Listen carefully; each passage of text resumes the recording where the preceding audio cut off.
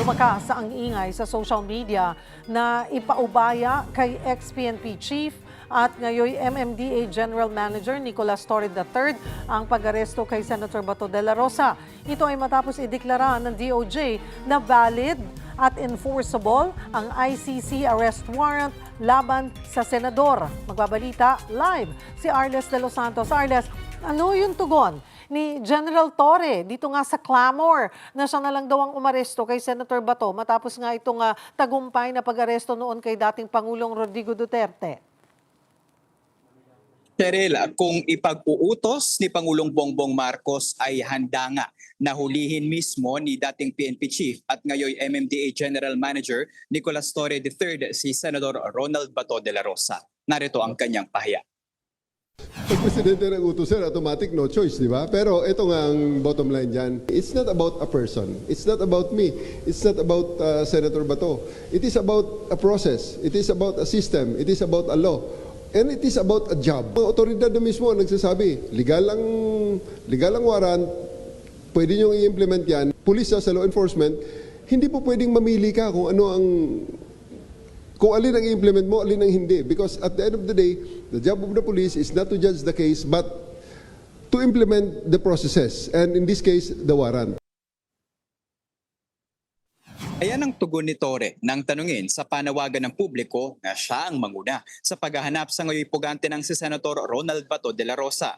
Aniya, bahagi pa rin naman siya ng pamahalaan kaya pwede pa rin siyang sumali sa manhunt operation. Pero sa kabila niyan, binigyan din ni Torre na mayroong Office of Primary Responsibility para ipatupad ang warrant of arrest laban kay de la Rosa. Hindi rin umano tungkol sa kanyang paghuli kay Bato, kundi sa umiiral na batas at tungkulin ng pamahalaan. Samantala, bilang bahagi naman ng MMDA, tuloy-tuloy umano ang kanilang paghahanda para sa paparating na tag-ulan.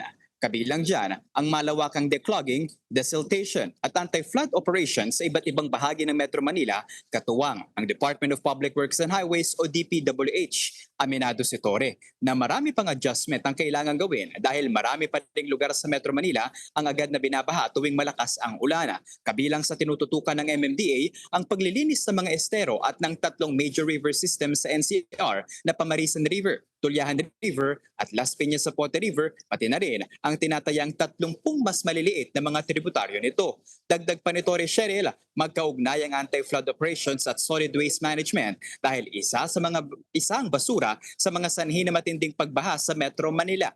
Basura rin ang dahilan para pansamantalang itigil nitong mga nakaraang araw ang operasyon ng Pasig River Ferry System kung saan pumasok ang sako sa cooling system ng isang ferry boat habang isa naman ay napuluputan ng lubid ang propeller.